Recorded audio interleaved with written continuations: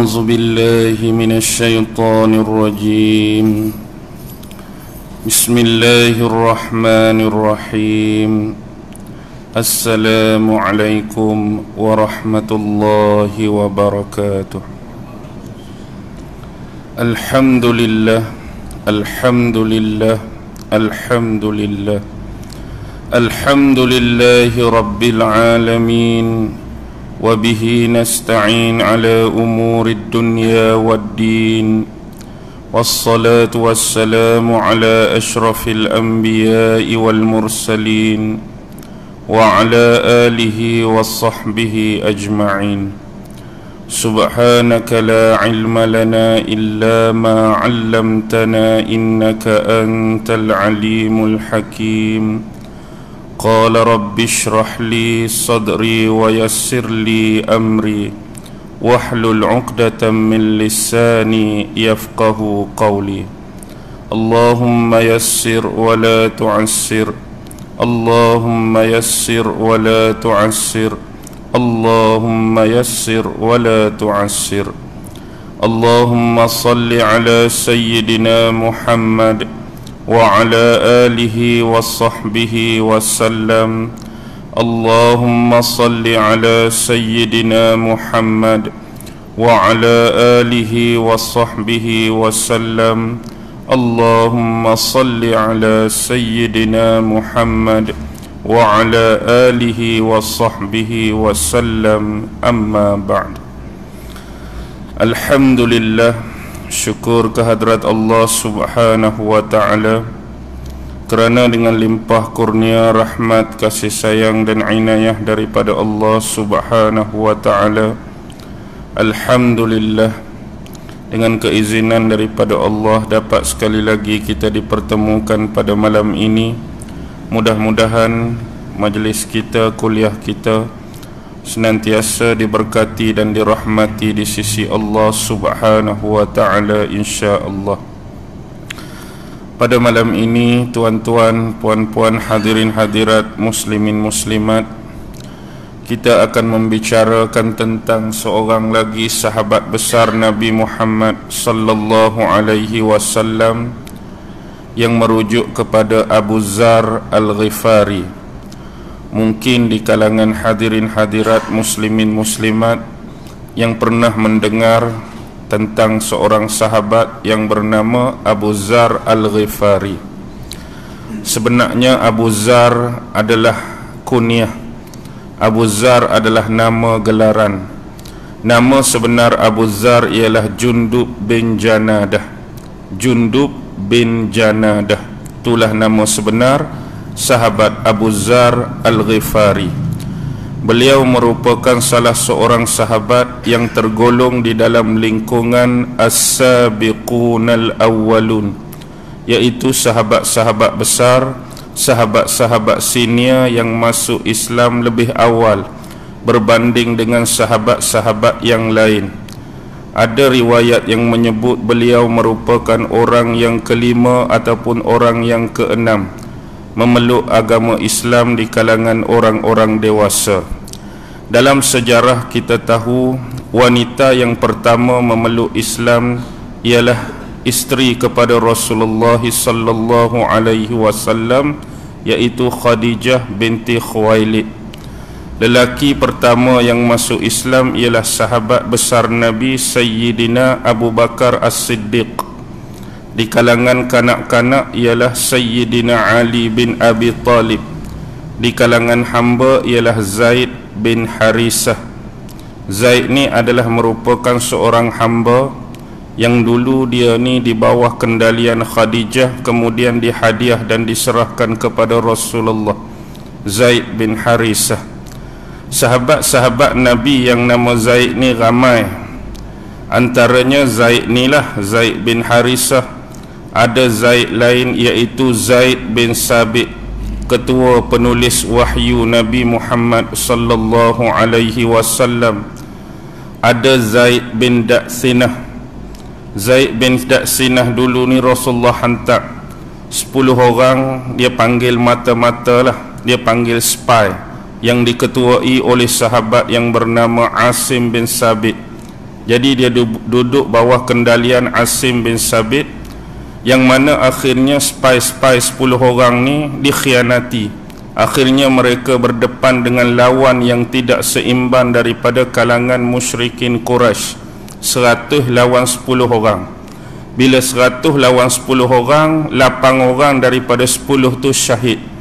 Yang tinggal cuma 2 orang sahabat Nabi, iaitu Khubayb bin Adi dengan Zaid bin Daksinah tadilah. Lalu dia ni dibeli oleh Safwan bin Umayyah dengan harga 50 ekor unta, dan kemudian dia diseksa. Yang inilah yang disebut kisah betapa besarnya kasih sayang sahabat kepada Rasulullah sallallahu alaihi wasallam. Bila musuh-musuh Islam bertanyakan kepadanya, seandainya kami memenggal kepala kamu ni, cuba kamu bayangkan tempat kamu sekarang ni diganti dengan tempat Muhammad. Kami ni nak penggal kepala kamu, tapi nak suruh kamu bayang tempat kamu ni Muhammad, dan kami nak penggal kepala dia. Apa agak-agak perasaan kamu? Jadi ini dijawab dengan penuh keimanan dan keyakinan oleh Zaid bin Daksinah. Mereka sekali-kali seolah-olah tidak meredai sekiranya tempat mereka ni digantikan dengan tempat Nabi Muhammad sallallahu alaihi wasallam. Bahkan sahabat-sahabat berikrar, bukan kata penggal kepala, kami tidak akan rasa senang, kami tidak akan rasa selesa nak duduk, hatta kalau Nabi ni tercucuk walaupun satu duri sekalipun, kami tak akan senang dan kami tak akan selesa. Itulah kisah lebih kurang Zaid bin Daksinah. Ada lagi Zaid bin Arqam, salah seorang sahabat Ansar. Ada lagi Zaid bin Su'nah. Zaid bin Su'nah ni seorang rabbai Yahudi. Dia ni adalah salah seorang ulama besar Yahudi, yang mana beliau banyak mengenali sifat-sifat Nabi Muhammad ni di dalam kitab Taurat yang dimiliki oleh ulama-ulama Yahudi. Bila dia cuba rekomenkan ataupun dia tengok penilaian yang ada dalam Taurat tu dengan sifat Nabi Muhammad, semuanya betul, semuanya bertepatan. Tapi dia nak tahu 2 benda saja. Selepas dia boleh tahu 2 benda ni, dia berjanji dia akan beriman kepada Nabi Muhammad sallallahu alaihi wasallam.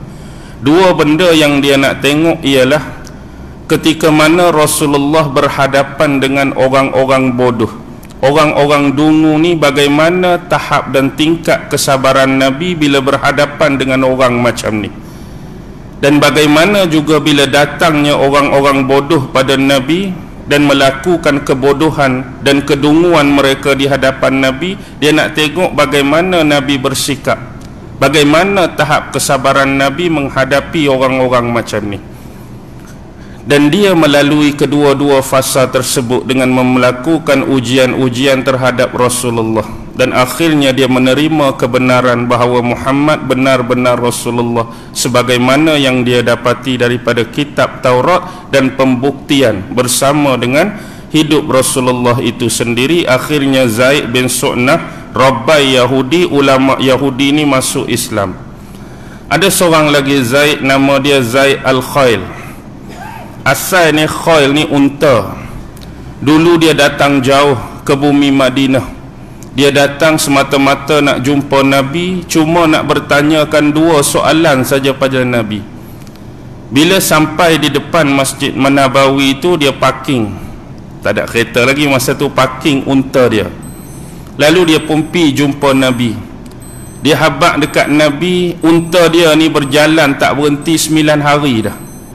Daripada tempat dia tu, dia naik unta dia 9 hari. Kemudian bila unta dia jalan tak berhenti 9 hari letih, dia pimpin unta dia berjalan kaki 6 hari pula. Jadi 15 hari naik unta, 6 hari kemudian unta berjalan, dia pun berjalan. Dalam keadaan dia sebut, di siang hari kami berpuasa, malam tetap meneruskan perjalanan. Jadi Nabi ni kagum dengan dia. Sebab apa? Perjalanan yang begitu memayahkan dan memeritkan ni, dia datang jumpa Nabi semata-mata nak tanya 2 soalan saja. Jadi Nabi tanya, nama dia siapa? Dia kata nama dia Zaid Al-Khail. Kha yamla al-khail, Zaid sang unta. Tapi Nabi buat macam-macam tak dengar. Nabi kata, kamu Zaid al-khair, al-khair kebaikan, khair, khayara tu. Sebenarnya Nabi tak berkenan dengan nama dia tu. Jadi biasanya Nabi dia nak tukar nama sahabat dari satu nama yang Nabi tak berapa suka, Nabi buat-buat tak dengar, Nabi sebut hak betul hak lain. Ini juga berlaku pada Abu Hurairah dulu.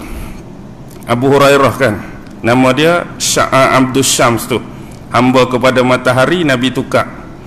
Jadi hak ni pun bukan Abdul Khair kot, Abdul Khair, hamba yang baik. Lalu dia sedar yang Rasulullah tak berapa berkenan dengan nama dia dan dia setuju dengan Zaid al-Khair. Lalu apa dia soalan tu? Dia nak tanya dua benda tu, wahai Rasulullah, apakah tanda-tanda orang-orang yang disukai oleh Allah, dan satu lagi, apakah tanda-tanda orang-orang yang dibenci oleh Allah? Mari jauh-jauh nak tanya dua benda ni. Nabi kata, beruntunglah kamu tanya benda macam ni. Lalu Nabi tanya dia, adakah kamu suka kepada kebaikan? Sepatut Nabi bagi jawapan, tapi Nabi tanya dulu, adakah kamu suka kepada kebaikan?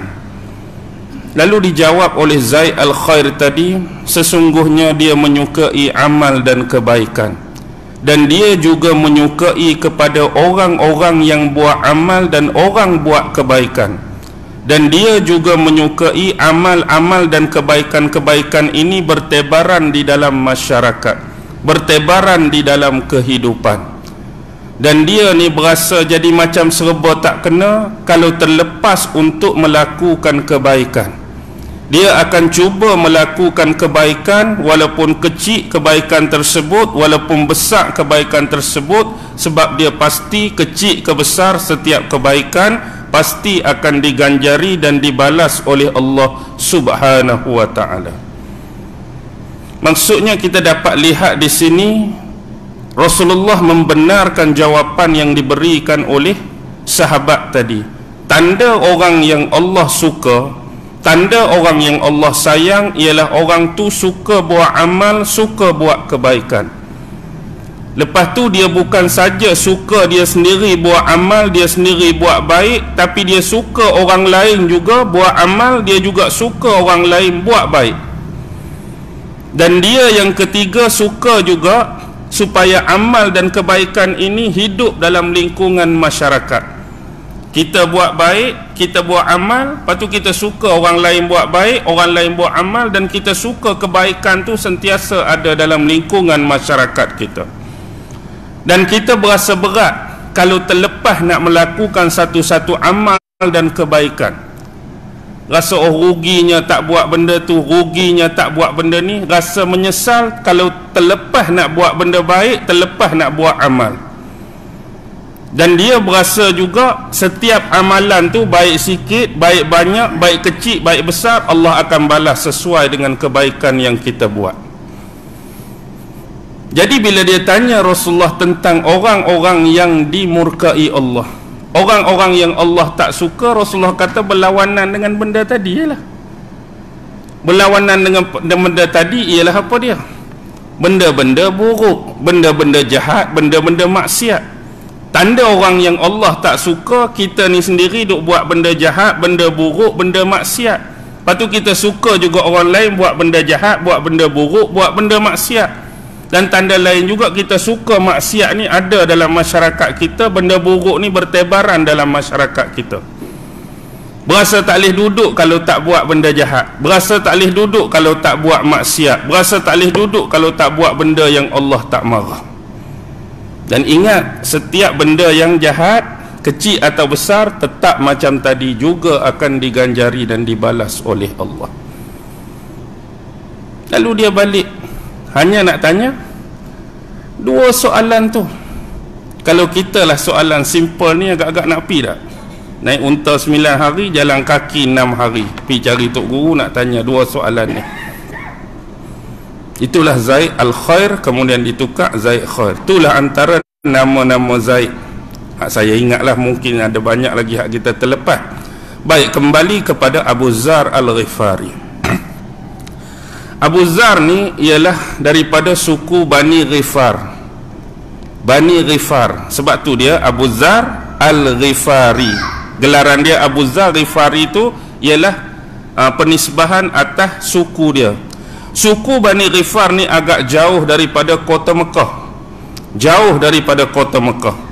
Cuma yang menyebabkan Abu Zar ni, walaupun dia duduk jauh, dia tertarik dengan Nabi ni sebab zaman jahiliah dulu, apa yang Nabi duk buat sekarang ni sama seperti apa yang dia rasa. Dulu sebelum Nabi Muhammad diangkat jadi Nabi dan Rasul ni, zaman jahiliah, Abu Zar ni memang tak suka dah dengan penyembahan berhala. Zaman Nabi tak mari lagi, zaman Nabi tak berdakwah lagi, dia hidup dalam lingkungan penyembah berhala. Memang dia tak suka kepada orang yang sembah berhala, tak suka kepada berhala, tak suka kepada pemujaan berhala. Yang dia jadi tertarik bila mari Nabi Muhammad, bila Nabi Muhammad berdakwah, seolah-olah sama seperti yang dia rasa dulu. Nabi Muhammad mari pun tak suka kepada orang yang sembah berhala, tak berkenan kepada unsur-unsur penyembahan berhala. Jadi ajaran yang orang ni bawa ni mesti special. Ajaran yang orang ni bawa ni mesti betul. Lalu dalam melakukan perjalanan yang jauh daripada Bani Ghifar, dia datang cuma seorang diri, semata-mata untuk bertemu dengan Nabi Muhammad sallallahu alaihi wasallam. Bila dia jumpa dengan Nabi, Nabi tanya dia, "Kamu ni datang daripada mana, daripada kabilah mana?" Dia kata, "Datang daripada jauh, aku ni daripada suku Bani Ghifar." Suku Bani Ghifar. Rasulullah sedikit terkejut. Rasulullah kagum dengan dia. Dia ni suku Bani Ghifar, datang seorang jauh-jauh semata-mata nak bertemu dengan Nabi. Untuk pengetahuan tuan-tuan dan puan-puan, Bani Ghifar ni adalah satu bani yang cukup terkenal, ditakuti oleh kafilah-kafilah perdagangan-perdagangan orang-orang Arab. Suku Bani Ghifar ni terkenal dengan perompak-perompak, pencuri-pencuri, orang yang jenis tahan orang meniaga tengah jalan, rampas harta mereka, rompak harta mereka. Sebab Bani Ghifar ni, laluan perjalanan dia ni, orang nak pi berniaga ke arah utara, terutama ke arah Syam, kena lalu kawasan depa, kena lalu daerah depa. Bila lalu, sinilah mereka sekat, mereka tahan, mereka ambil barang orang, mereka cegah. Tiba-tiba mari seorang daripada kumpulan yang bersifat macam ni, datang pula berani seorang diri, semata-mata nak menyatakan keislaman dia di hadapan Rasulullah sallallahu alaihi wasallam. Tu yang Rasulullah kagum dengan Abu Zar ni.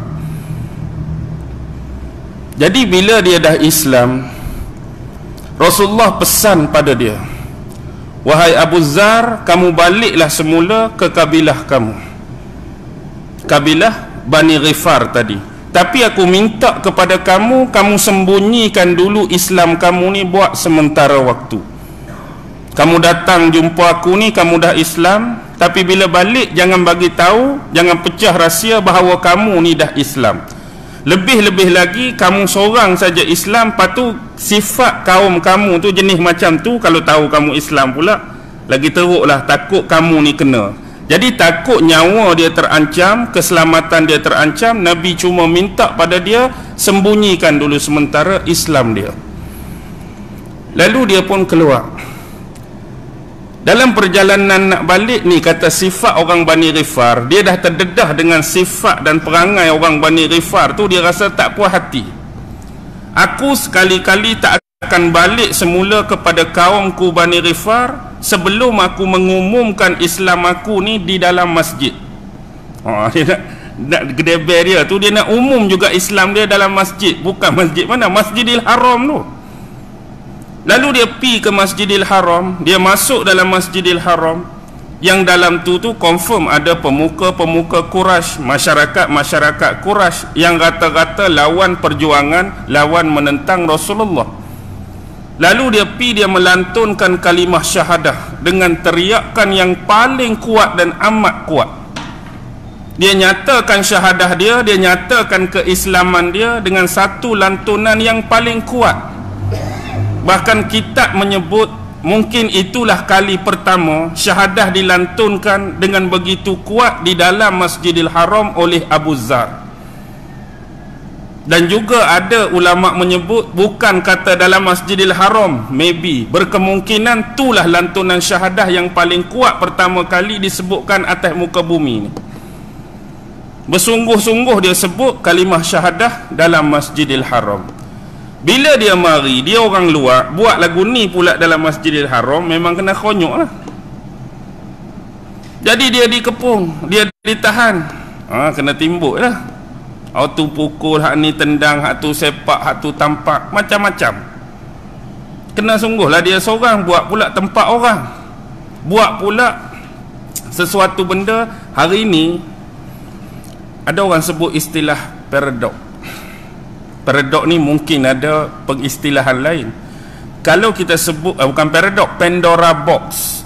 Tertukar. Pandora box.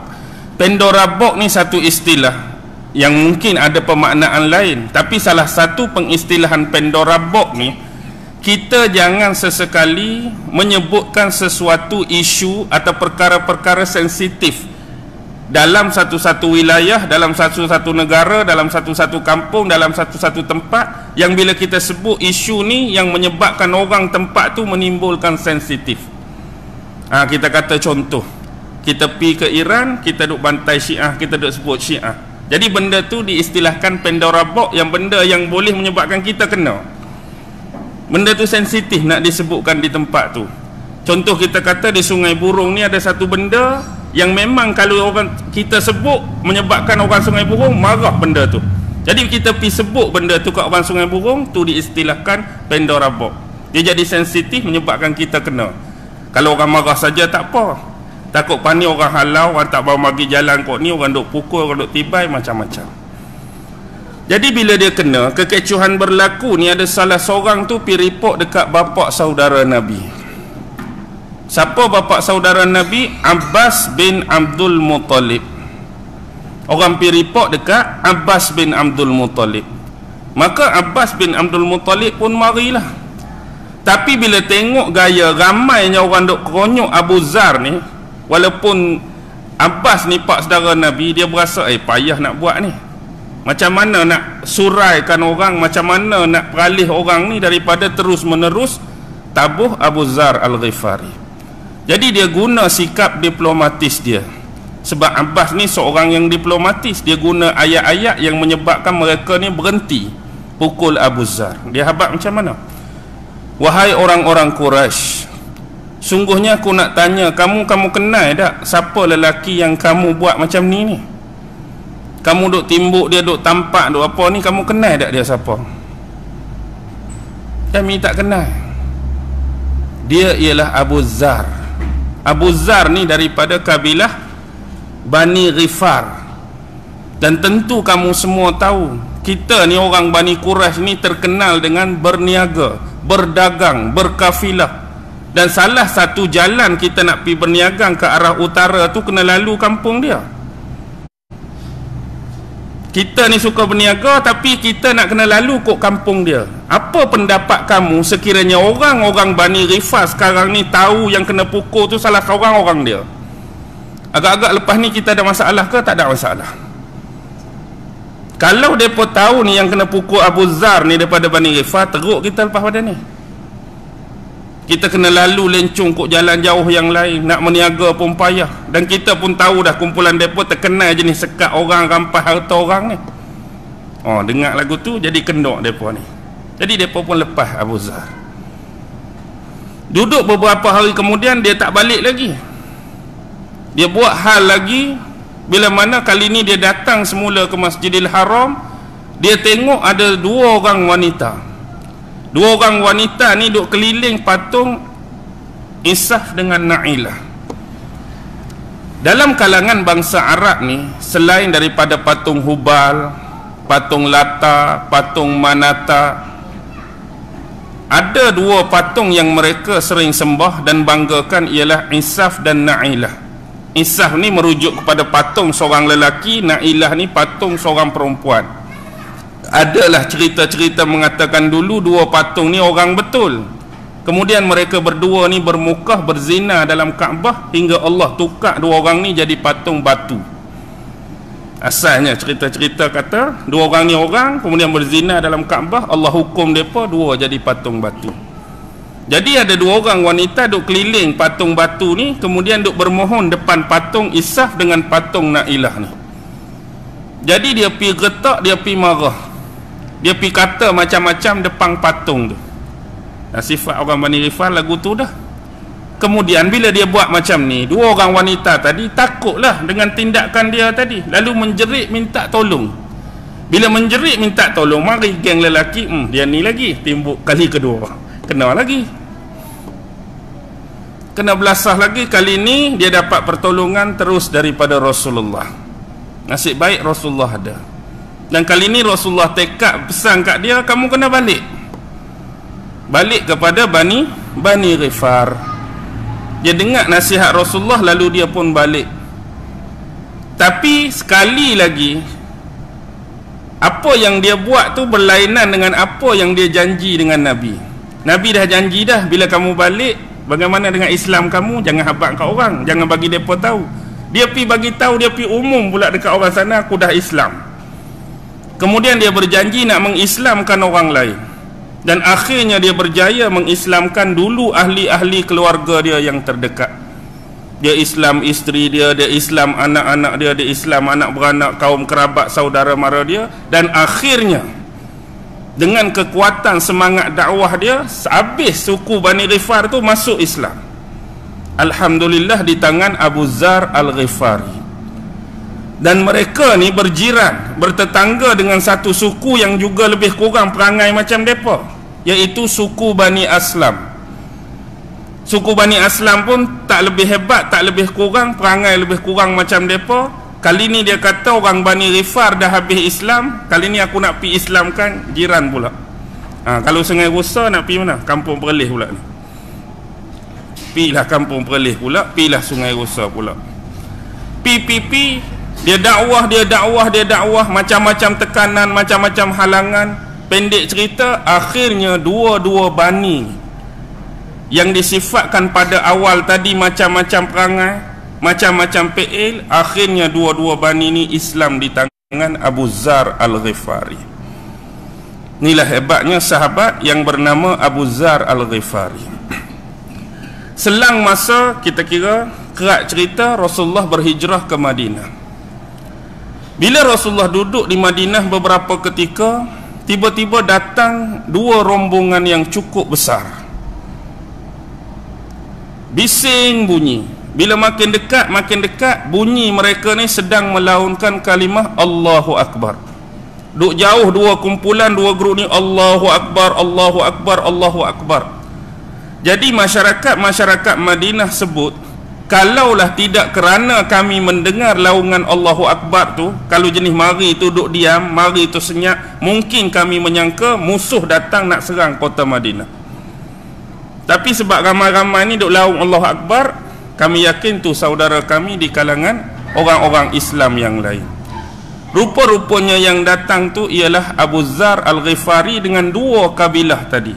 Dia mari kabilah dia Bani Ghifar dengan kabilah yang dia dah Islamkan, jiran dan tetangga, kabilah Bani Aslam. Dia nak jumpa dengan Nabi, dia rindu dengan Nabi, dan dia nak habaq apa yang ditakuti oleh Rasulullah, keselamatan dia, terancam dia tadi, dia dah buktikan hari ini. Beliau berjaya mendakwahkan mereka sampai dua kabilah ni boleh masuk Islam. Nabi kagum dengan dia, Nabi kagum dengan dakwah semangat dia. Akhirnya bila bertemu dengan dua grup ni, apa sabda Rasulullah terhadap dua-dua ni? Ghifarun ghafarallahu lah. Orang-orang Bani Ghifar, Allah telah mengampunkan dosa-dosa kamu semua. Dan Rasulullah berpaling kepada Bani Aslam, wa aslamu salamullahu lah. Dan orang-orang Bani Aslam, Allah telah mendamaikan hati-hati kamu dengan Allah. Maksud mendamaikan hati-hati kamu dengan Allah, hati-hati kamu dengan mudah menerima agama Islam ini. Itu antara jasa besar Abu Zar, mengislamkan dua bani. Jadi satu ketika Rasulullah pernah nak uji Abu Zar ni. Rasulullah panggil Abu Zar dan Rasulullah tanya, "Wahai Abu Zar, apa pendapat kamu? Sekiranya satu masa kamu melihat seorang pemimpin, seorang pemerintah yang mana dia mengambil ufti, tahu ufti? Macam dulu kan Kedah dengan Kelantan nak kena bayar ufti kat Raja Siam, ufti tahu. Jadi bagaimana pandangan kamu sekiranya ada seorang pemerintah, ada seorang pemimpin yang mengambil ufti daripada orang lain, kemudian dia guna pemberian tu untuk kepentingan diri dia sendiri. Dia guna benda yang orang bagi itu untuk peribadi dia sendiri. Apa pandangan kamu, wahai Abu Zar?" Lalu Abu Zar kata, "Aku pasti akan meluruskan orang tersebut dengan pedang aku ni. Aku akan luruskan dia dengan pedang aku ni. Bukan kerana orang tu tak betul nak peluruh tu, tak. Maksud dia akan perbetulkan keadaan tu dengan pedang, dengan kekuasaan yang aku ada." Rasulullah cuma senyum. Rasulullah tahu dah jenis orang jenis macam Bani Rifah, tak ada jawapan lain lah. Memang jawapan dia kok lagu tu lah. Tapi Rasulullah kata, "Wahai Abu Zar, kalau aku bagi panduan yang lebih baik untuk kamu, kamu nak dengar tak? Nak menghadapi orang macam ni, aku bagi satu benda yang lebih baik lagi, kamu nak tak?" "Tentu sekali wahai Rasulullah." "Apa dia?" "Bersabarlah wahai Abu Zar sampai kamu bertemu dengan aku kelak." Apa maksud dia? Lagu mana pun bila kamu tengok keadaan macam ni, Rasulullah suruh Abu Zar tahan diri, sabar. Jangan kamu buat apa-apa sampai kamu bertemu dengan aku kelak, sampai kamu meninggal seolah-olah. Dan dia pegang amanah Rasulullah ni. Jangan luruskan pemimpin tu dengan pedang, tapi suruh bersabar. Baik. Tak lama jadilah kes perang Tabuk. Kita tahu sejarah perang Tabuk ni antara sejarah perang yang hujung-hujung dah, yang dipanggil juga Jaisul Usrah. Jadi rombongan besar Rasulullah ni bergerak, tetapi terjadi satu peristiwa yang mana ada beberapa orang sahabat Nabi ni tertinggal di belakang. Pi juga, tapi tertinggal menyebabkan mereka tak sekali dengan kelompok hak besar tu. Jadi salah seorang hak tertinggal tu sahabat Abu Zar ni lah. Salah seorang hak tertinggal tu. Jadi di tengah jalan tu ada di kalangan sahabat yang dah bertanya kepada Rasulullah tentang kawan-kawan hak tertinggal tu. Jadi Rasulullah kata, biarkan mereka. Kalau mereka tu berguna untuk kita, pasti Allah akan mudahkan jalan mereka untuk bergabung dengan kita. Tapi kalau mereka tu tak berguna bagi kita, kita berlepas diri daripada mereka. Jadi salah seorang tu Abu Zar. Abu Zar dia naik keldai dia. Dia naik keldai dia sampai keldai dia penat. Dah bukan dia lagi, barang dia lagi, makanan lagi. Bila keldai dia penat, dia berusaha buat untuk keldai dia supaya terus berjalan. Berjalan sekerat berhenti, jalan sekerat berhenti, akhirnya keldai dia tak mampu. Dan sampai satu tahap keldai dia pun mati. Bila keldai dia mati, dia teruskan perjalanan, dia tak patah balik. Dengan sebab tak ada kenderaan, dengan sebab takut tak larat, dia berjalan, duk pikul barang, duk pikul alat, duk pikul makanan ni. Sampai Rasulullah dan sahabat tu berhenti di satu tempat bermalam. Pagi esok bila Rasulullah siap nak meneruskan perjalanan, mari sahabat. Bila mereka nampak di ufuk yang jauh kelibat seorang manusia menuju ke arah kita. Ada seorang, wahai Rasulullah, kami nampak sayup-sayup tapi tak tahu siapa, tapi dia sedang menuju ke arah kita. Lalu Rasulullah kata apa? Rasulullah kata, harap-harap orang tu ialah Abu Zar. Nabi mengharapkan orang tu ialah Abu Zar. Bila tunggu lama, makin dekat, makin nampak rupa dan wajah, memang orang tu adalah Abu Zar. Rasulullah tunggu. Bila sampai, Rasulullah boleh nampak kepenatan, kepayahan, lelahnya. Dah berjalan kaki nak ambat ni satu kumpulan yang besar yang tertinggal. Jadi bagi dia lelah tu hilang. Sebab apa? Bila dapat bertemu dengan Rasulullah. Hati orang yang beriman macam mana sekalipun, begitulah kira-kiranya. Penat kita datang dari jauh, lelah kita datang dari jauh semata-mata nak jumpa Nabi, tengok wajah Nabi, tengok muka Nabi, tengok raut Nabi, boleh bisa menghilangkan lelah, letih dan kepayahan-kepayahan kita. Lalu di hadapan sahabat-sahabat lain, apa yang Rasulullah sebut tentang Abu Zar? Moga-moga Allah Subhanahu wa ta'ala merahmati Abu Zar. Ni 3 benda yang Rasulullah sebut tentang Abu Zar. Ia berjalan sendirian, ia akan mati sendirian, dan ia akan dibangkitkan kelak juga sendirian. Dia berjalan sendiri, dia akan mati sendiri, dia akan dibangkitkan kelak juga sendirian. Jadi adakah ini kata-kata semangat daripada seorang Rasul kepada seorang sahabat, ataupun bentuk ramalan daripada Rasulullah kepada seorang sahabat, ataukah bentuk kata-kata kerana kasihan dengan keadaan sahabat daripada Rasulullah kepada seorang sahabat? Tak ada siapa yang mengerti. Jadi bila peperangan Tabuk berlangsung, Rasulullah selamat, Abu Zar pun selamat, dan diringkaskan cerita sampailah satu saat yang mana Rasulullah wafat. Bila Rasulullah wafat, siapa yang naik? Siapa yang naik jadi pengganti?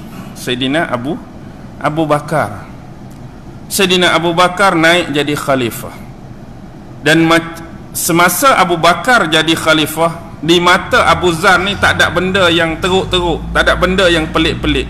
Bagi dia, apa yang Rasulullah buat pada zaman pemerintahan dia lebih kurang pada zaman Abu Bakar buat. Cuma hak penting pada zaman Abu Bakar ni berlakunya orang-orang yang tak mau bayar zakat, orang-orang yang kembali murtad, adanya nabi-nabi palsu, berperang dengan nabi palsu, perang Yamamah. Lepas tu bila Abu Bakar wafat, singkat saja Abu Bakar 2 tahun. Kemudian naik Sayyidina Umar. Naik Sayyidina Umar pun tak ada hak pelik, biasa saja, sama seperti pemerintahan Rasulullah, sama seperti pemerintahan Abu Bakar pada zaman Umar. Cuma zaman Umar ni wilayah Islam makin besar, wilayah Islam makin luas.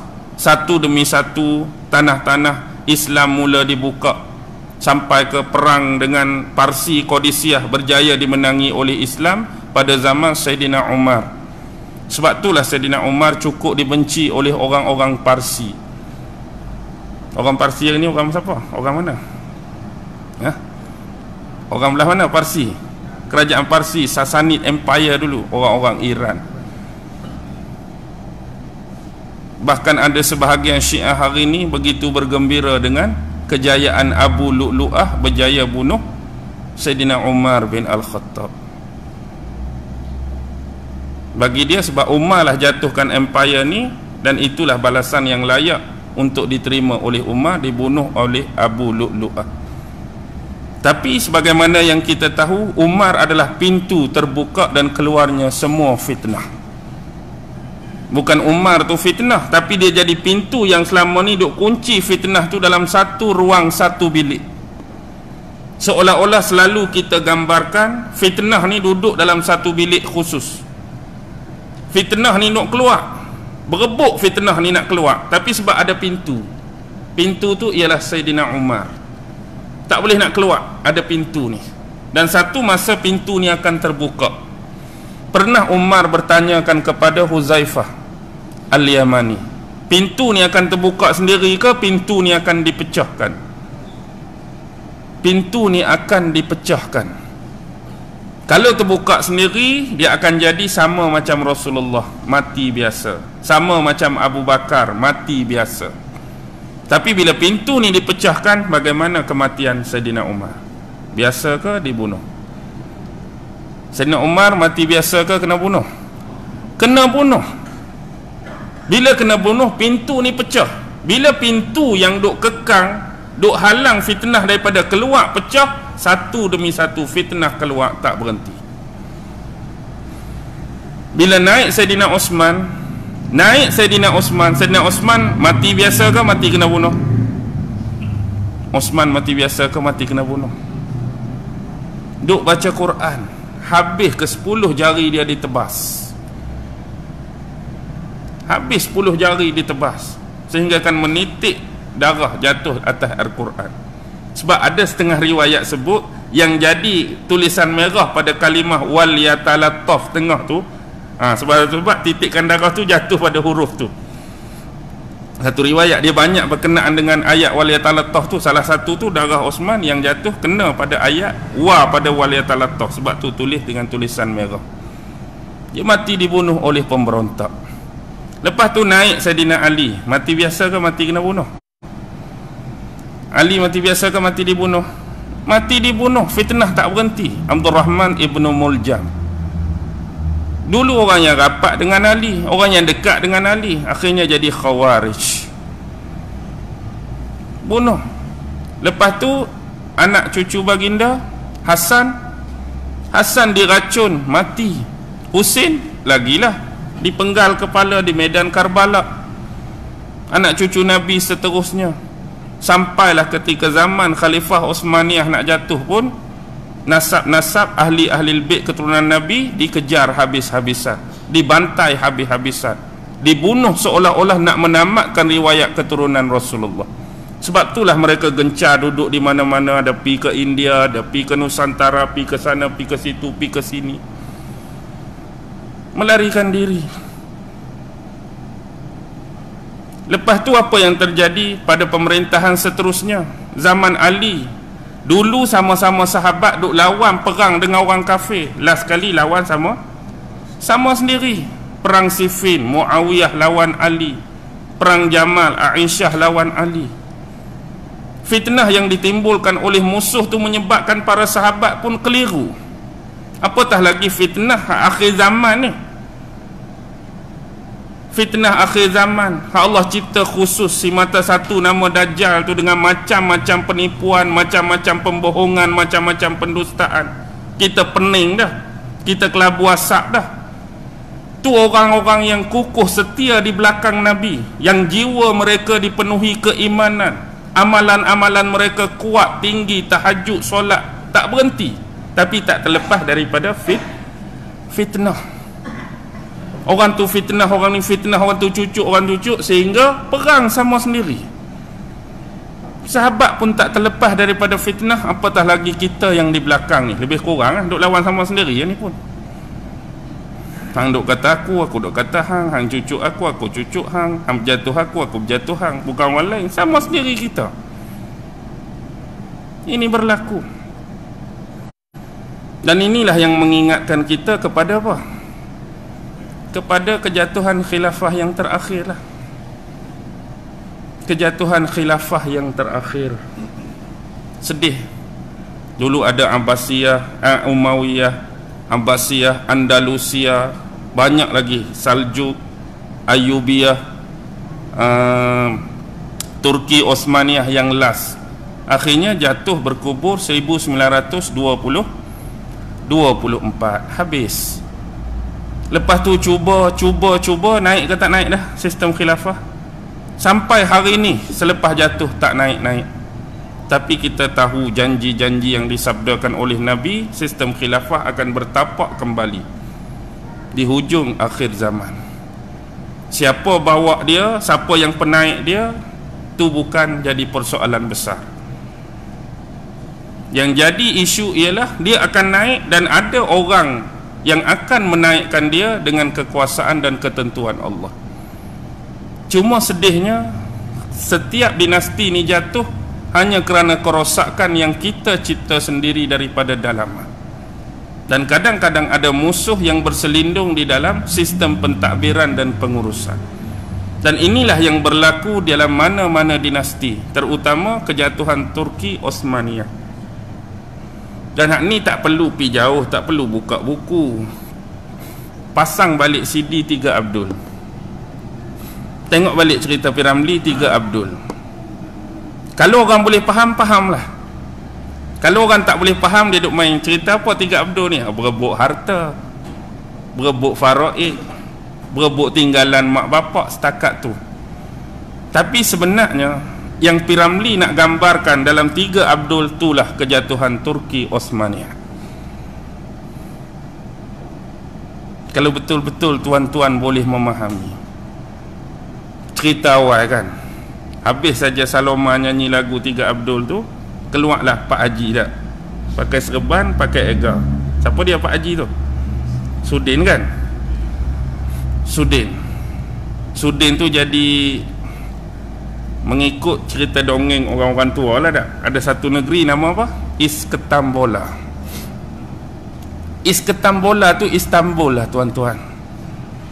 Istanbul, Islambul. Dulu sebelum Istanbul nama dia Islambul. Kemudian tukar Istanbul, itulah Konstantinopel. Isketambola tu. Jadi gambaran dalam cerita tu, kalau kita tengok kepada layar dia, skrin dia pun memang melatari zaman Turki Osmania. Dengan cara berpakaian tu pun, baju kot, pakai tarbus, kita tahu itu gambaran zaman Turki Osmania. Tapi cerita bermula tu dia menggambarkan Turki besar. Who is Turki besar? Ismet Ulam Raja. Ismet Ulam Raja tu Turki besar, Turki yang menaungi semua negara-negara kecil yang bernaung di bawah sistem khalifah. Dan dia nak tunjuk besar dan sibuknya pengurusan dia. Mari orang tu nak sign surat, mari orang ni nak sign surat, tak ada angkat telefon tak. Kapal okey, ni kapal tu, ni kapal ni, besarnya. Last kali jatuh sakit. Gambaran sakit tu, penyakit tu ada macam-macam lah. Adanya mungkin korup, ada mungkin rasuah, ada musuh dalam selimut. Nak cakap keadaan tu tenat dah, keadaan tegang dah. Bila-bila masa saja boleh KO. Tapi tetap teruskan kerja walaupun sakit. Mari doktor, orang lain lah uruskan, kamu tak sihat dah, kamu apa. Sekali dia tetap juga, akhirnya meninggal. Bila meninggalnya Ismet Ulam Raja, itu adalah gambaran jatuh dan runtuhnya Turki besar, Turki Osmania. Tapi siapa yang boleh diharapkan untuk membangkitkan kembali, cover up balik? Anak ada 3 orang. Yang pertama Abdul Wahab, dilakonkan oleh siapa? Haji Mahdi kan? Haji Mahdi bin Said. Siapa Haji Mahdi ni? Siapa Haji Mahdi? Dia adalah anak seorang tokoh ulama besar. Bila sebut nama dia Haji Mahdi bin Said, tentu tuan-tuan pernah dengar nama siapa? Syekh Said Linggi. Syekh Said Linggi itulah bapak dia.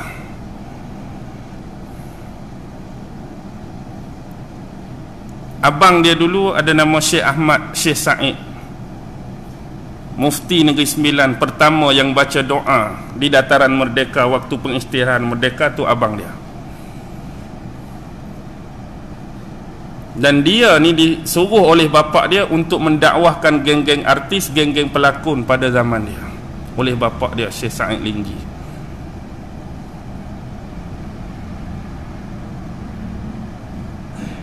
Tu Haji Mahdi bawa Abdul Wahab. Abdul Wahab ni gambaran Turki tua.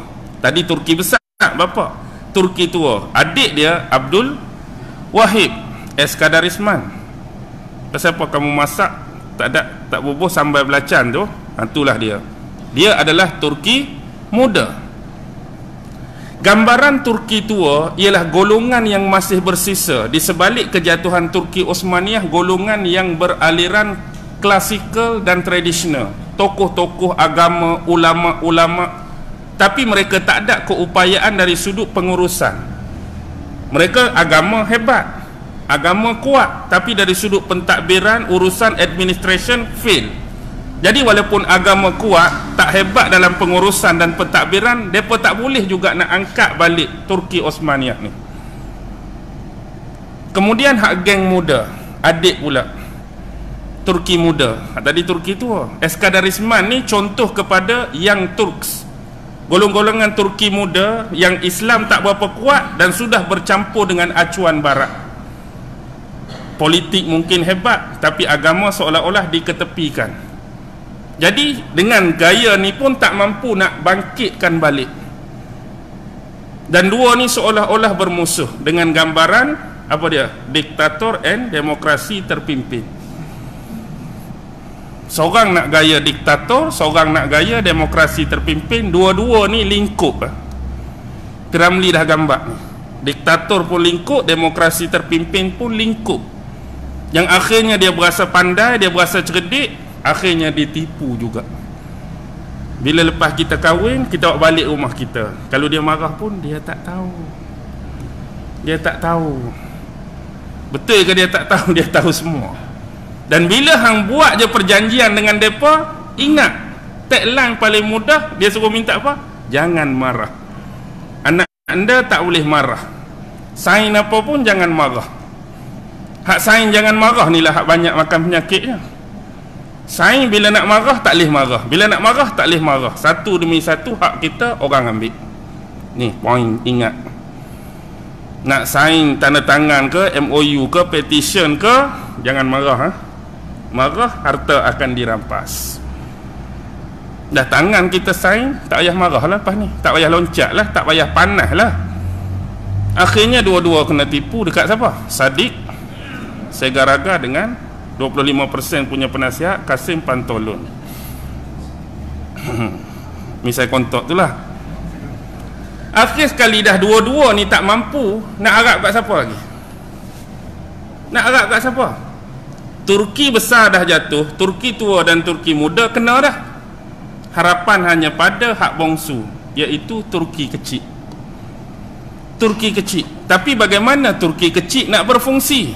Dia tak ada apa, tak ditinggalkan apa pun. Poin paling penting, kena cari tokoh ni. Who is it? Peguam pembela Sulaiman Akhlaqan. Siapa Sulaiman Akhlaqan tu? Nak bagi bunyi Arab kan, sebenarnya orang yang berakhlak, akhlak tu lah, tapi dah nak bagi bunyi Arab, Akhlaqan, biarlah. Sulaiman Akhlaqan. Tapi yang menghiasi tu, biasalah ada orang yang macam Sulaiman Akhlaqan, satu lagi orang yang macam Jamal Pak Tongko. Belambak juga Jamal Pak Tongko ni. Lebih baik jual orang daripada jual unta. Wow. Tu Jamal Pak Tongko. Mana dalam masyarakat orang jenis Jamal Pak Tongko pun berlambak. Tu kita kira hiasan dalam filem. Tapi yang penting ialah gambaran Abdul Wahid Turki kecil itulah negara-negara yang pernah bernaung di bawah Turki Osmaniyah. Tetapi apa yang Piramli gambarkan betul. Hak ni bukan duk dalam negeri. Hak duk dalam negeri dua ekor tu memang tak boleh harap dah. Kita kena harapkan harta-harta kita di luar negeri. Hak negara-negara di luar Turki, hak dulu pernah bernaung di bawah kekhalifahan Turki. Hak Piramli sebut tan tu, lihat apa yang jadi pada tan sekarang. Mereka lah kuat. Dagestan, Turkistan, apa tan duk tengah naik. Dan juga Nusantara kita, Aceh, Melaka dulu memang hubungan dengan Turki cukup kuat. Jadi golongan-golongan hak kecil ni lah diharapkan dapat kembali bersatu di akhir zaman dan menaikkan kembali maruah Turki yang telah hancur dan jatuh. Gohek Gostan, Popostan, Tanjung Rambutan. Tanjung Rambutan tu kita lah kot, Nusantara kita. Tu je harapan hak ada, dengan bantuan harta-harta di luar negeri ni. Lalu habis bersembang, datang siapa? Haji Bakhil, Udo Umar, bawa anak-anak yatim. Lagu tu bukan lagu biasa tuan-tuan. Lagu itulah adalah gambaran apa yang dihadapi. Nak habaknya Turki Osmaniyah yang besar telah hancur. Kita seumpama telah kehilangan seorang bapa. Lalu itulah yang terjadi kepada negara-negara dan negeri-negeri di bawah naungan khalifah. Semua dah jadi macam anak yatim yang kematian bapa. Bapak kita hak besar dah runtuh, bapak kita hak besar dah hancur. Kita dah jadi anak-anak yatim yang memerlukan seorang bapa untuk naik lagi. Nasib baiklah dapat, walaupun sekolah kecil, biarlah dulu. Dah orang bagi kan sekolah kecil. Jadi harap-harap daripada sekolah kecil ni berjaya balik nak lipat Sadiq dengan Kasim Pantolun. Akhirnya hak sebelum ni perangkap yang dia buat, sains jangan marah, kita guna perangkap yang sama. Jangan aku saja tak boleh marah, kalau hang marah pun hang kena. Jadi cara dia, biar dia pula marah kat kita. Nak buat lagu mana? Pandai-pandai lah. Hak tu ada dah tugas orang-orang yang ditentukan oleh Allah, bagaimana cara nak buat mereka marah kat kita. Bila mereka marah, maka jadilah apa yang ditentukan oleh Allah. Last sekali mendamaikan semuanya. Abang besar dengan abang kecil pun sedar dah kesilapan dia, dan satu masa boleh bergabung kembali. Sampai Sadiq Segaraga last sekali pun dia cakap apa? Memang otak Abdul Wahid ni otak apa? Otak yang first class punya otak. Tak boleh nak gambarkan. Tapi di tengah perjalanan itulah gambaran dia. Inilah lebih kurang. Ke tuan-tuan duk tengok sebelum ni, duk tengok berasa cerita apa? Dak duk tengok sebelum ni berasa cerita apa? Cerita berebut harta, cerita bagi Farouk tak kena, cerita dianiaya, cerita dizalimi. Tapi itulah lebih kurang daripada pandangan-pandangan tuan-tuan guru dan pandangan-pandangan penganalisis filem tentang kisah Tiga Abdul. Harap-harap benda ni dapat apa? Dapat, kita kata, menjadikan satu pengajaran, satu ibrah untuk kita. Banyak lagi cerita-cerita lain pun sebenarnya Piramli ni dia banyak cerita yang lebih kita boleh guna benda tu untuk future.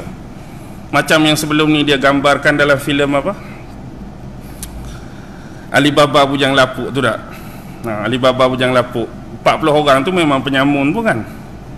Tapi bila dia nak keluar untuk berjoli, untuk berhibur, dia jadi apa? Kawan tu jadi tok hakim, kawan ni jadi polis, kawan ni jadi pakaian orang macam kerja besar-besar kan tak? Bila keluar gua kan, hak tu jadi cowboy, hak tu jadi apa? Lepas tu import export, ni niaga tu, ni niaga ni. Bila masuk dalam kubu yang sama, depa tu siapa? 40 penyamun. Hak tu aduk menyamun kita pun. Hak dengan pakaian-pakaian tadi lah aduk samun kita, aduk ratah duit kita, aduk ambil duit rakyat pun. Gambaran tu benar. Okey. Hak dia last sekali nak mati dan keadaan beriman tu, alhamdulillah lah.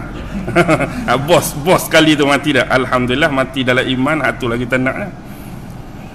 Okey, sambung Abu Zar. Bila zaman Osman ni berlaku satu benda yang dia nampak jurang kehidupan ekonomi masyarakat tu agak berbeza daripada dua pemerintahan sebelum ni. Dia dah nampak perbezaan terutama dua golongan. Satu golongan penguasa, orang-orang kerja dengan jabatan-jabatan tertentu, dengan geng-geng ekonomi, orang-orang usahawan ni. Zaman Saidina Osman ni dilihat nampak dah jurang perbezaan. Maksudnya hak kaya tu kaya sangat, hak miskin tu macam terabai. Jadi dia nak berbetulkan keadaan ni, dia teringat Rasulullah pesan kat dia tu, kalau kamu tengok jadi macam ni, dia nak apa? Dia kata aku akan lurus dengan pedang aku. Tapi Rasulullah minta supaya dia bersabar. Jadi dia duduk sabar. Akhirnya dia terfikir satu benda. Dia kata yang Rasulullah minta aku jangan buat, jangan luruskan dengan pedang aku. Tapi Rasulullah tak pernah kata jangan aku ni boleh ejah benda ni guna lidah dan ilmu aku. Rasulullah tak kata. Faham tak? Dia nak juga terobos benda tu. Maksudnya Rasulullah larang dengan kekerasan, dengan pedang. Tapi kalau aku ni ada ilmu, aku ada lidah, aku boleh sebut benda ni, ajak benda ni, tegur benda ni dengan lidah dan ilmu aku. Rasulullah tak pesan nak tu. Jadi dia pun gunalah lidah dia, ilmu dia, dengan bagi cara dakwah dan penerangan seperti kepada bani dia dulu dengan Bani Aslam. Jadi sudah ramai di antara penguasa, khususnya hak melakukan kezaliman lah, ambil harta-harta rakyat dengan jalan yang tak betul, dia pergi tegur apa. Jadi duduk dalam masa yang dekat, dia ni ramai pengikut. Mungkin kalau orang lain buat benda yang sama, mungkin follower dia, pengikut dia tak ramai. Tapi bila orang kenal dia ni sahabat besar Nabi, ada kaliber, maka dia mudah mengumpulkan pengikut. Dia bukan kumpul pengikut nak buat jahat, tapi nak membetulkan keadaan dalam masyarakat. Jadi bila dia berkhutbah, bila dia berbicara, selalu dia gabung ayat 34, 35 dari surah Taubah. Dia selalu duk laung apa? Wahai penumpuk-penumpuk harta. Wahai pengumpul-pengumpul emas dan perak, ingatlah bahawa kening dan belikat-belikat pinggang kamu akan distreka oleh streka Allah di akhirat kelak. Dia duk peringat benda-benda macam ni. Akhirnya satu ketika dia dipanggil oleh Khalifah Osman. Dia dipanggil oleh Khalifah Osman. Bila panggil oleh Khalifah Osman, Osman bagi dua pilihan pada dia. Osman kata, ada baiknya kamu Abu Zar ni kamu kerja dengan aku, kamu bantu aku, tugas aku sebagai khalifah perlukan orang-orang macam kamu. Kamu akan diberi gaji sekian-sekian, bayaran sekian-sekian, kamu akan diberi kemudahan tu, kelebihan ni, kerja dengan khalifah. Tapi dia tak mau. Dia tak mau kerja dengan khalifah. Jadi dia kata, kalau kamu izinkan aku ni, aku nak pergi duduk jauh, aku nak duduk satu tempat yang terpencil. Maka dia memilih satu padang pasir yang bernama Roba'zah. Dia kata, tak apalah, aku akan pergi duduk jauh, aku tak kacau dah. Lalu Saidina Osman mengizinkan dia pergi duduk di padang pasir Roba'zah yang jauh dan terpencil daripada orang. Tu satu pendapat. Mula-mula Osman suruh kerja dengan dia, tapi dia tak mau dan dia pilih jalan tu. Osman izin. Satu lagi riwayat menyebut berbunyi agak keras. Maksudnya hak tadi dia sendiri minta, hak ni macam Osman paksa dia. Kalau kamu tak terima jawatan yang aku bagi ni, maka aku akan asingkan kamu ke padang pasir Roba'zah. Benda tu sama-sama akan pergi sana, cuma hak atas tu lebih kendor. Hak atas tu bila ditawarkan dia tak mau dan dia sendiri nak pergi sana, diizinkan. Hak ni macam, kalau kamu tak ni, aku akan hantar kamu pergi sana. Tu je ada dua riwayat. Maksudnya last kali dia pergi padang pasir Roba'zah, menjauhkan diri, memencilkan diri. Jadi bila duduk di sana, dia duduk dengan anak dia, isteri-isteri dia, dan ada beberapa ekor unta untuk menyara hidup dia. Selang beberapa lama datang seorang lelaki. Datang seorang lelaki daripada Bani Sulaim. Tadi Bani Aslam, ni Bani Sulaim. Mari lelaki Bani Sulaim, dia minta nak duduk sekali, nak berkhidmat dengan Abu Zar. Tujuan apa sebenarnya kamu nak duduk sini? Bila aku tahu kamu ni sahabat besar Nabi, aku nak belajar dengan kamu ilmu-ilmu perintah-perintah daripada Allah yang kamu belajar dengan Nabi dulu. Apa yang Nabi ajak kat kamu tentang perintah-perintah Allah, halal, haram, apa semua aku nak tahu pasal agama. Jadi aku nak duduk di sini berkhidmat dengan kamu sebab dia ada seorang pembantu yang sudah berumur lanjut. Jadi aku boleh bantu dia. Abu Zar kata, boleh kamu nak duduk sini, tapi kena ikut syarat aku. Apa dia syaratnya? Apa saja aku cakap, kamu kena ikut. Apa saja aku arah, kamu kena ikut. Sebab aku paling tak suka bila aku arahkan sesuatu, orang tak boleh ikut. Bila aku cakap sesuatu, orang tak boleh ikut. Dan lelaki tu berjanji untuk ikut apa saja. Dan satu lagi yang terakhir, sekiranya kamu memberikan sesuatu daripada harta Abu Zar pada orang lain, dipastikan harta tu adalah harta yang terbaik daripada Abu Zar. Kalau nak bagi harta terbaik pada orang, kena harta tu hak nombor satu, paling baik kalau nak bagi kat orang daripada Abu Zar. Ingat benda ni.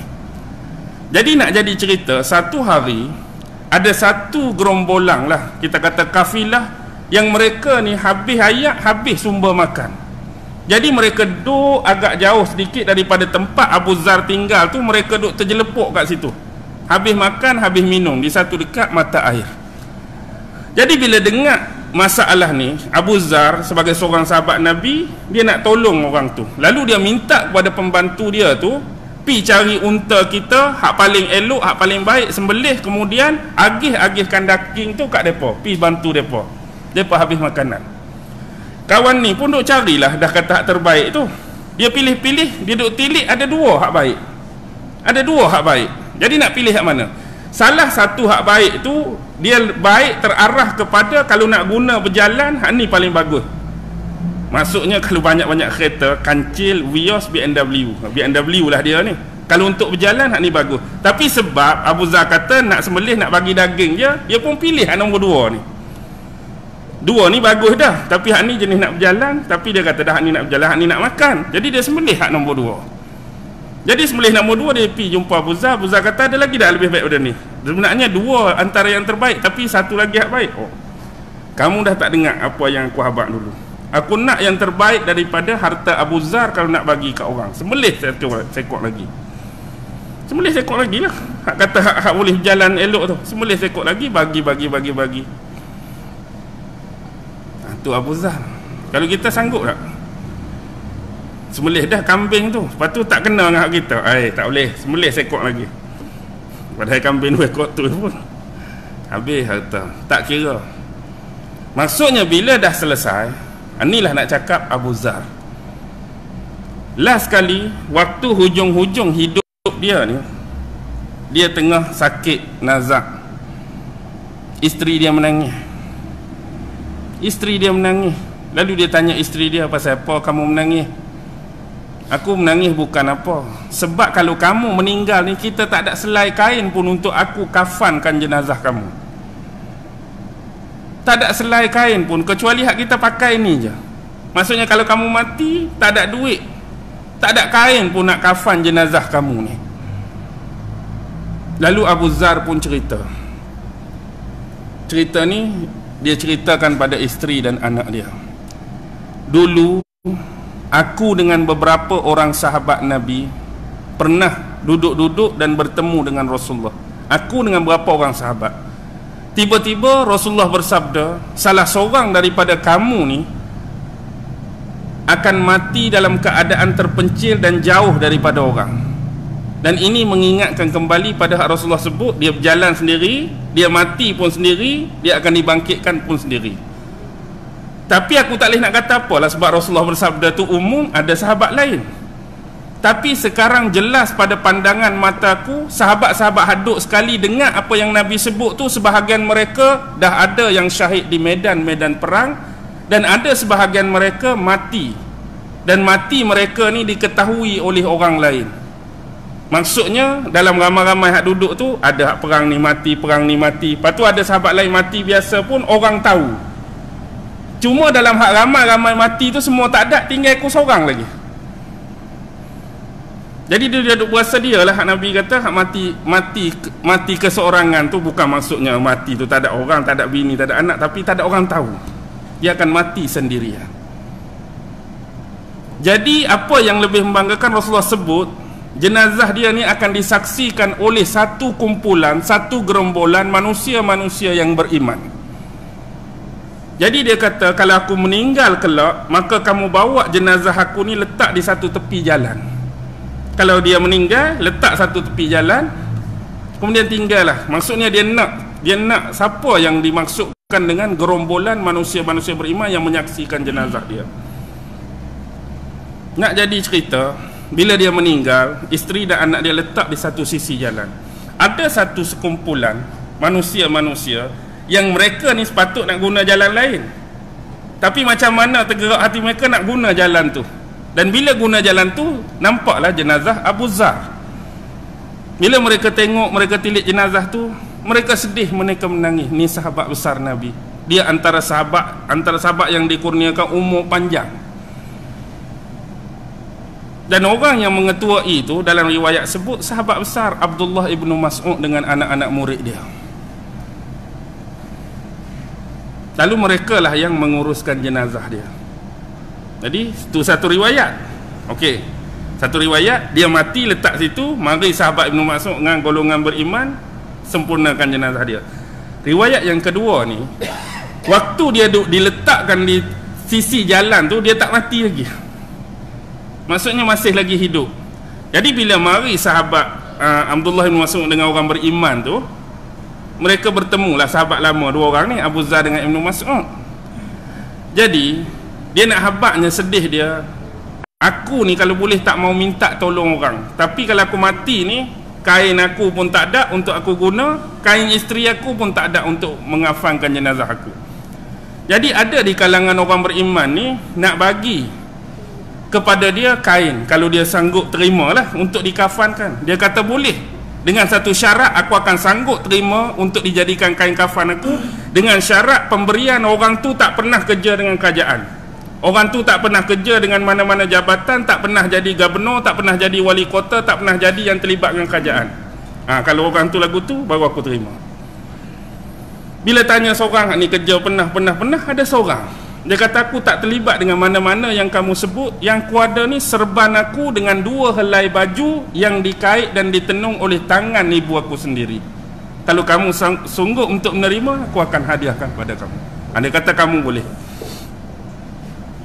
Jadi dia sanggup terima. Bila dia pergi, kawan tu bagi kat dia. Jadi disempurnakan jenazah dia. Bila balik daripada penyempurnaan jenazah, gembiranya hati sahabat-sahabat tadi. Pasal apa? Bukan mereka kata tadi je sedih kemudian gembira. Gembira kerana apa yang Nabi kata tu. Bila Abu Zar meninggal, dia akan disaksikan oleh segerombolan manusia-manusia beriman. Kalau kita lah takdir duduk dalam tu, tiba-tiba kita yang dapat tengok mayat Abu Zar, menguruskan mayat Abu Zar, menyempurnakan jenazah dia, disaksikan oleh manusia-manusia beriman. Who is it? Kita lah. Tu yang jadi rasa seronok. Tapi hebat tak hebat dia? Siapa nak bagi kat aku boleh, siapa-siapa tak kerja dengan kerajaan. Hak cikgu kuliah payah nak terima dia kuliah. Hak saya pun orang tak boleh terima lagi. Dia tak mau. Tapi bukanlah kes ni kena jadi terpencil lah, tak boleh lah nak buat atas orang lain. Tapi nak habaknya itulah sikap dia. Jadi dia memang jalan sendiri, mati sendirian dan akan dibangkitkan sendirian. Wallahu alam lah bagaimana bentuk sabdaan Nabi yang terakhir, dia akan dibangkitkan sendirian. Itu dalam ilmu dan pengetahuan Allah. Habislah 9.10. Nak letih, tak apa lah.